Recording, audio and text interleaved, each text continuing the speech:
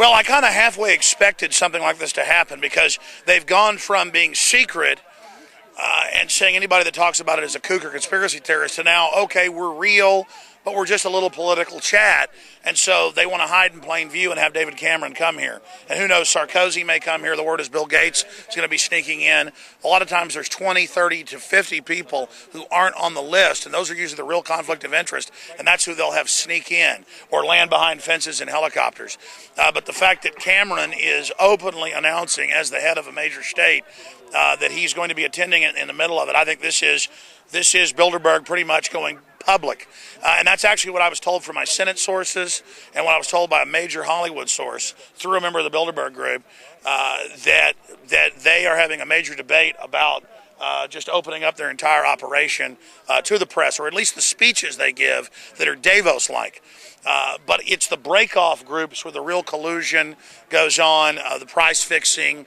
I mean, there have been indictments before. There have been investigations back in the 70s with Lockheed and Prince Bernhard and jet deals to the Netherlands. So that's the type of things that go on here. And we've just been trying, myself for 18 years, to get the public to understand there are these types of super high-level power broker meetings going on. It was Westbrook Pegler back in the 50s that happened to be on vacation and see a hotel locked down and people he knew, famous people, world leaders there.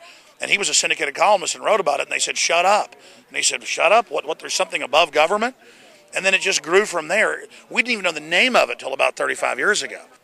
I think that the influence of the Bilderberg Group has waned because of exposure, but it's waned even more in just the last few years, and now it's completely evident today because of the fact that the founding members have died, like Prince Bernhard, or they're so old, like Henry Kissinger and David Rockefeller.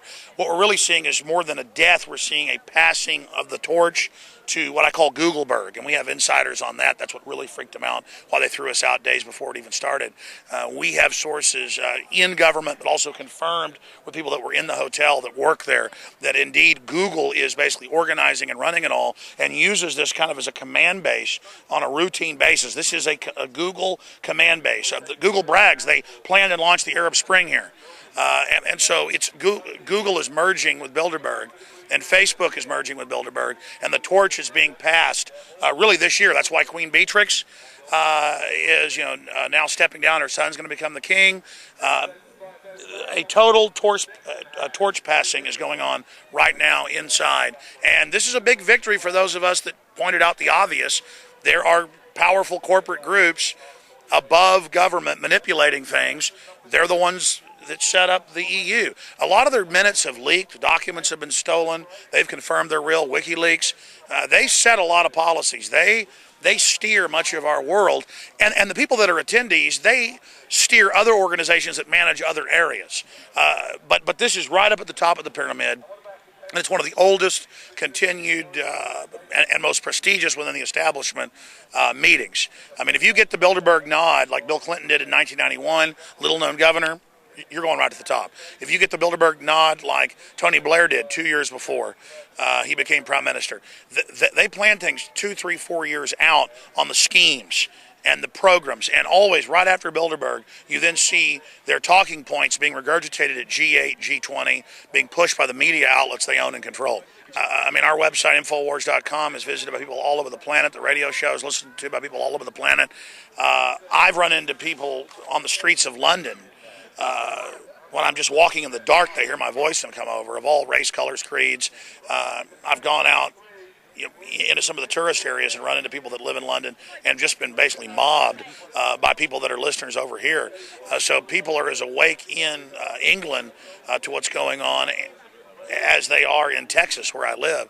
And so I think it's a populism that transcends left and right as people begin to try to figure out exactly who the special interests are that always get the front seats, who always get first dibs at the table, who get bailed out for trillions of dollars.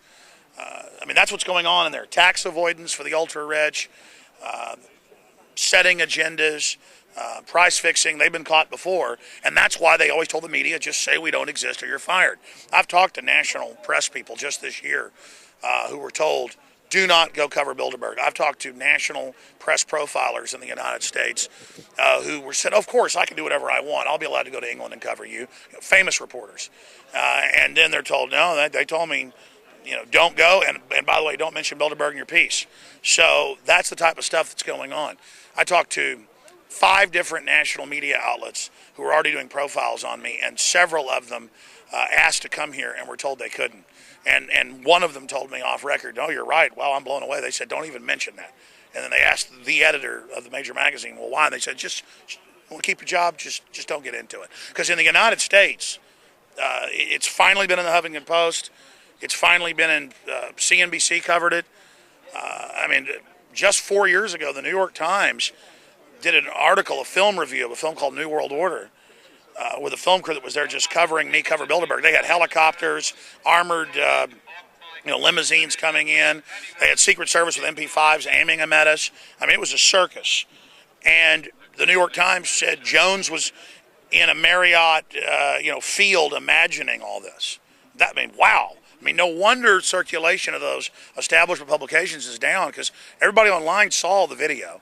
They knew it was real and happening. Imagine the New York Times. Can the New York Times today say Jones was in England imagining stuff? Probably will. And they've got a certain audience that they could tell anything they wanted to.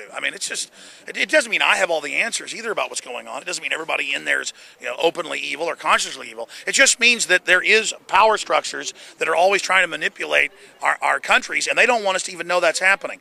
That's a military tactic throughout history, over and over again, where they will say, you're not being assaulted.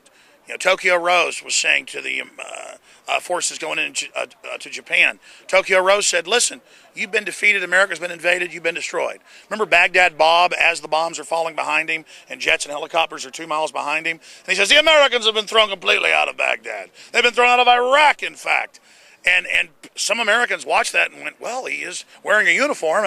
It's government, it must be true. And our government lies so much, some people thought it was true. But at a certain point, once the illusion is broken and a mortar goes off behind him, everybody knows it's a fraud.